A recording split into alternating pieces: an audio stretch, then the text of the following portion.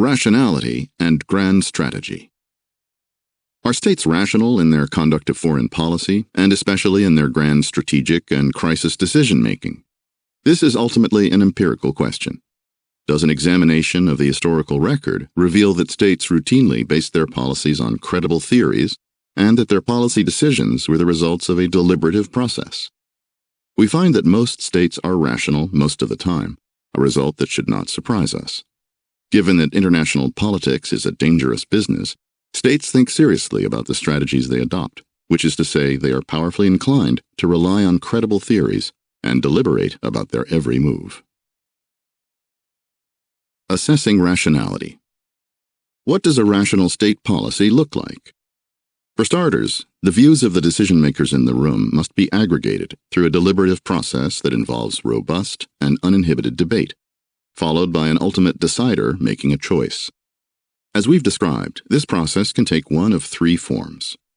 First, the key policymakers, including the ultimate decider, come to the table with the same credible theories in mind, and after discussing the situation, easily reach a consensus on the best way forward. Second, the relevant decision-makers arrive with different theories, but after engaging in vigorous and unconstrained discussion, agree on a guiding strategy based on a credible theory, which is then ratified by the ultimate decider. Third, following robust and uninhibited debate, the principal policymakers fail to agree, at which point the ultimate decider chooses the way forward. Moreover, the policy that the state adopts at the end of the deliberative process must be based on a credible theory or combination of credible theories. To be clear, this does not mean that every policymaker participating in the debate must have a credible theory in mind. Individual decision-makers may sometimes bring non-credible theories into the room. For a state to be rational, however, the deliberations must weed out those theories. There are limits to the evidence we can muster to show that states have routinely met these benchmarks. Because the universe of foreign policy decisions is enormous, it is impossible to provide detailed accounts of even a significant fraction of them. We therefore settle for a second-best strategy, which is to zero in on a few hard cases.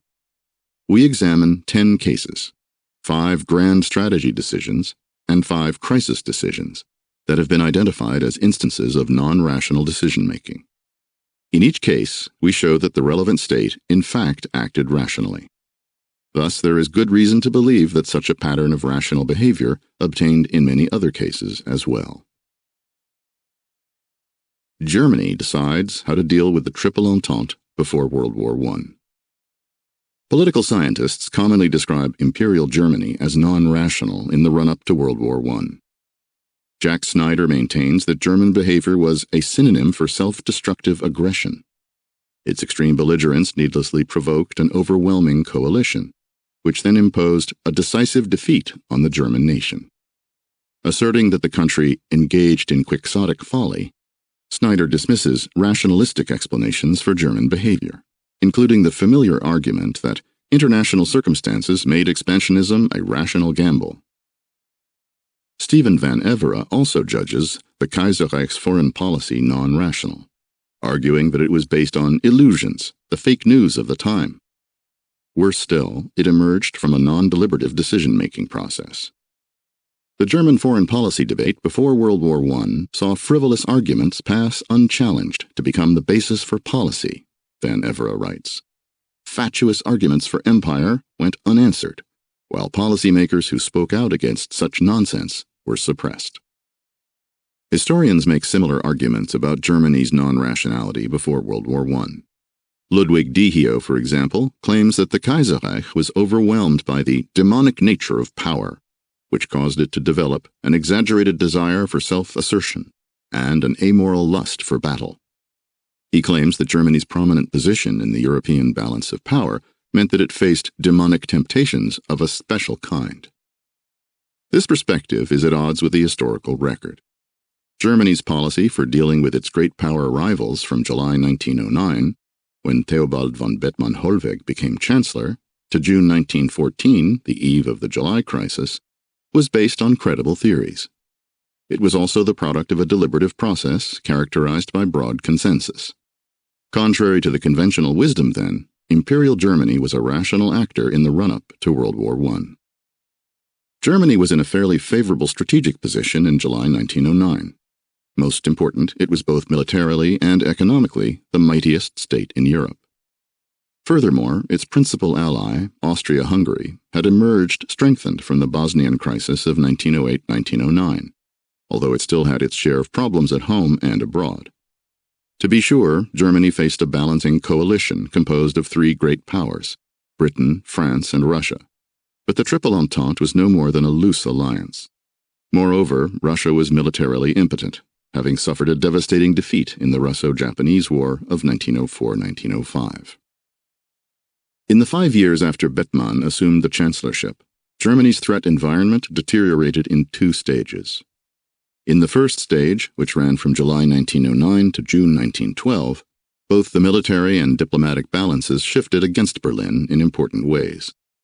The trouble started with France's artillery law, passed in July 1909 and fully implemented by late 1910, which significantly improved French military capabilities. This was followed by the Russian military reorganization of 1910, which profoundly affected the balance of power by markedly improving the effectiveness of Russia's fighting forces. Then came the Agadir crisis of 1911, which pushed Britain and France closer together, leading German policymakers to conclude that any future war would likely be a world war that pitted Germany against all three members of the Entente. In the second stage, from July 1912 to June 1914, the military and diplomatic balances shifted against Berlin even more. During the summer of 1912, the members of the Entente continued to strengthen their militaries and tighten their alliance. The key event, however, was the Balkan War of 1912 to 1913, which featured two crises: the mobilization crisis of November to December 1912, and the Scutari crisis of April to May 1913. In the course of that war, the Ottoman Empire suffered a major defeat at the hands of Serbia and the other members of the Balkan League, with important strategic consequences. Russia could now move troops from its border with the Ottoman Empire to its borders with Austria-Hungary and Germany. Austria-Hungary also now faced a growing threat from Serbia. To make matters worse, France and Russia both moved to strengthen their armies, introducing the 3-year law and the Great Program, respectively, in March 1913. These measures further swung the military balance against Germany. The Balkan War also had significant diplomatic consequences. In particular, France and Russia moved even closer together in the course of the conflict, further strengthening the Entente and convincing German policymakers that they would have to fight a future great power war on two fronts.